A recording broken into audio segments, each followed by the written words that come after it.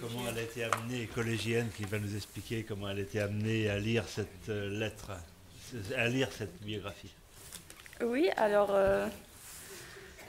donc avec, oui, ma mère a donc proposé à mon collège de lire une lettre de fusillé. Donc c'est ce que je vais faire. Parfait. Voilà. Donc je vais vous lire la biographie de Karl Eugen Schönhaar, dont le pseudonyme était Germain.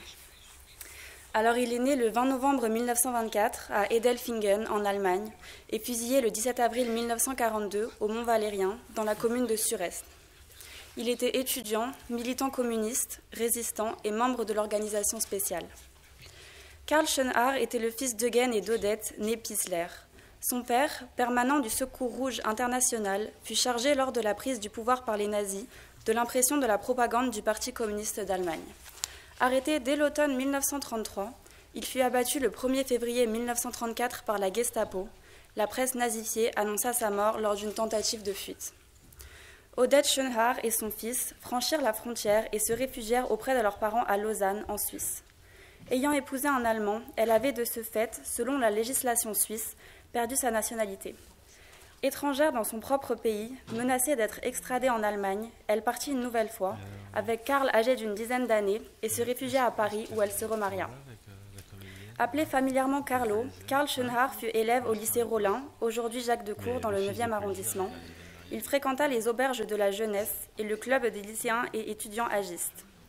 Le 4 janvier 1941, il fut interpellé avec Henri Repkowski par la police française pour distribution de tracts communistes. Les policiers perquisitionnèrent le logement du 6 rue Étienne Marais dans le 20e arrondissement de Paris où il vivait avec sa mère et saisirent quelques brochures éditées par le Parti communiste.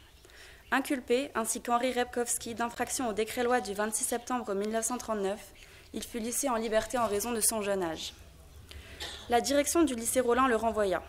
Son dernier bulletin de notes en porte la trace, a quitté le lycée sur instruction rectorale, propagande politique. Il se présenta à l'Institut d'optique du boulevard Pasteur dans le 15e arrondissement et y fut admis. Il continua à fréquenter les auberges de la jeunesse avec Jean Debray et leurs amis Jeanne et Tatiana. Membre des jeunesses communistes comme Jean Debray, il déposa avec lui le 1er février 1942 vers 8 h du matin une charge explosive sous 2 camions allemands qui stationnaient place de la Concorde. Il y eut peu de dégâts, un capot se souleva, un pneu creva et une aile fut perforée. Un mois plus tard, le 1er mars, vers 9 h 35, il participa à une opération avec 6 autres jeunes combattants rue de Tanger, dans le 19e arrondissement. L'action était supervisée par Pierre Georges, futur colonel Fabien. Une bombe fut déposée dans une école servant de cantonnement à des soldats allemands. Elle n'explosa pas. Karl Schönhaar tira sur la sentinelle qui tomba, morte. Le 8 mars 1942, 4 hommes sous la responsabilité de Jean Debray devaient commettre un attentat à l'explosif dans l'enceinte de l'exposition « Le bolchevisme contre l'Europe ». Karl Schönhaar et Georges Tondelier entrèrent comme des visiteurs, une valise bourrée d'explosifs à la main. Les engins étaient réglés pour que l'explosion se déclenche à 23 h. Des inspecteurs les repérèrent alors qu'ils ressortaient les mains vides. Ils n'eurent pas le temps d'utiliser leurs pistolets. Interrogé dans les locaux des brigades spéciales, Karl Schönhaar fut probablement frappé.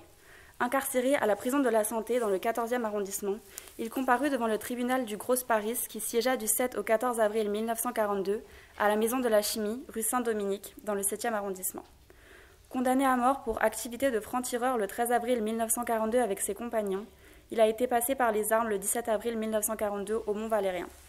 La presse collaborationniste, dont Le Matin, annonça le verdict, 25 condamnations à mort au procès de terroristes. L'inhumation de Karl Schönhaar eut lieu au carré des corps restitué au cimetière d'Ivry-sur-Seine. Sa mère fut arrêtée, condamnée à une peine de travaux forcés et déportée le 17 avril 1942, le jour où lui-même était fusillé, à destination de Ravensbrück en Allemagne. La Croix-Rouge la libéra le 23 avril 1945. Le ministère des Anciens Combattants attribue à Karl Schönhaar la mention « Mort pour la France » le 17 octobre 1946. Dans une salle de la Maison de la Chimie, une plaque commémorative a été apposée avec les noms des fusillés. En ce lieu ont été jugés du 7 au 14 avril 1942 par un tribunal militaire nazi siégeant à la Maison de la Chimie réquisitionnée 27 combattants membres des premiers groupes de résistance armée livrés à l'occupant par la police de Vichy. Son nom figure sur la plaque commémorative apposée au lycée Jacques Decour. Karl Schönhaar devint une figure emblématique de la lutte antifasciste des Allemands. La République démocratique allemande édita un timbre à son effigie. Voilà.